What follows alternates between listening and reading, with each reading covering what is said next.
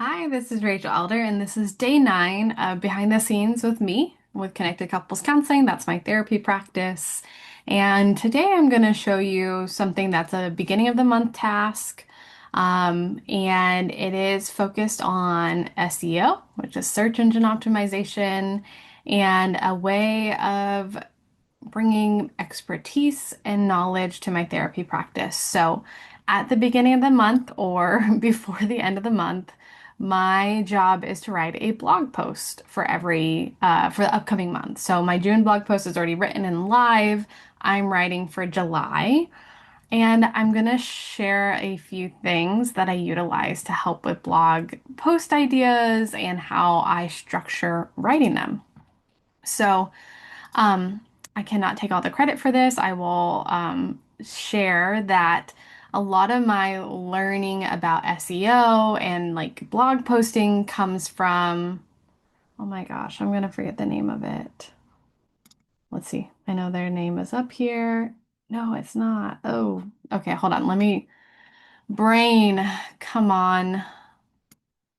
It'll be in this. Optimize your practice. No, it's not in this. Yes, therapy SEO. There it is. Therapy SEO. I invested in this on Black Friday. And I learned so much about like do-it-yourself SEO. Someday I would love to outsource this because it's not my favorite thing to do. But what I was doing prior to learning about SEO and like really how to maximize a blog post for that is that I was writing a blog post every week, but some were short, some were just a vlog. I really wasn't utilizing it well for SEO, and even how I was setting up the SEO for the blog post, I was just like using keywords in that post, but not keywords focused on bringing my ideal clients to my website. So, really just didn't know what I was doing. A really great resource if you want to learn the do it yourself or the basics. I love understanding how something works, even if I don't want to do it or it's not my favorite thing. So, I highly recommend investing in a program like that. Therapy SEO was great. I really loved the videos, they were tangible, easy to do, which is my favorite. So, what I did learning from their program is I actually put together, where is it? It's under a copy of Keyword Bank, but also blog keywords. So I searched I made a list of topics that I thought would be important and then um, would put that in and see what keywords are coming up. There was a whole program I used. I'm not going to go too in depth with it, but when I think about a blog post idea, I often come to this to help me pick a blog title. But another thing I do on my phone app is I'll stop this for a minute. I am constantly writing down ideas. So I put them as reminders. I have ideas all the time where I'm like, oh, that might be a good blog post. And I'm going to write that down. So what I'm going to write on this month actually comes from that list and not from that research list I've done because I feel really excited to write about it, which is about the topic of fostering relationship is more important than being right. And I'm going to speak to that and write a blog post on that because I think it's a common area I see couples struggle with in the work we're doing. And I don't know, I think it's just going to be different from what other people are writing about. I feel inspired to write about it.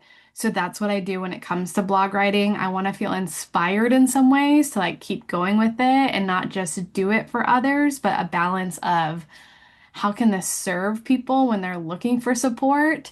And how can I also feel inspired and motivated to write about it? So I'll go back to sharing kind of how I set this up for writing my blog post. So I write one a month and it's a lengthier blog post. So this is where I also put ideas, other things. I have a checklist of what I need to do to like optimize the blog post. And then there's an area that I always copy and paste. So I copy this every month and I scroll. This is just my 2025 tracking. So you can see written quite a few blogs, but I start here. So I make sure I have a checklist. So my intro is about 100 words, the reasons. So like this, like the reasons why fostering a relationship is more important than being right.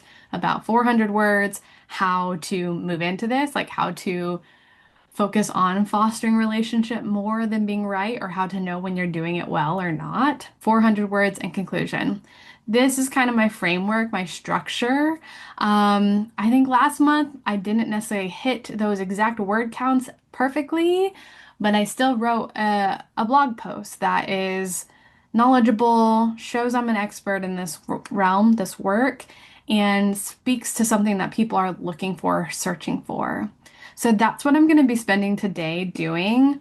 I will say it probably takes me, unless I'm on a roll, I can do this in about 30 minutes. I would say on average it takes me about an hour every month. And part of that is I get distracted.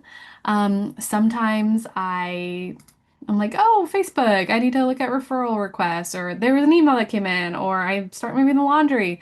I just get distracted because writing a blog post comes so much easier when I'm in a creative flow. And sometimes by the time I sit down to do it, that creative flow is not necessarily flowing or is not there, and yet it still needs to be done. So if I'm really struggling, like I just keep hitting a wall or get distracted, I will come back to it and maybe I'll do a section at a time. But my preference is to just sit down, batch it out, and have it scheduled on my website. So I upload it and I schedule it to go live in the next month. And then I typically make a video vlog on it, a shorter version of what I'm talking about. And I just like to do that as a way of batching content. So we always have a social media post connected to the blog post that month. We have the blog post itself, and then usually a video vlog on it, which is about taking your content and making it useful in multiple realms, which has come from other business coaching programs I've taken of like how to utilize your content and make it repeatable and return to it and maximize it. So that's what I'm doing today behind the scenes. And yeah, I'm going to get to writing. Thanks for watching.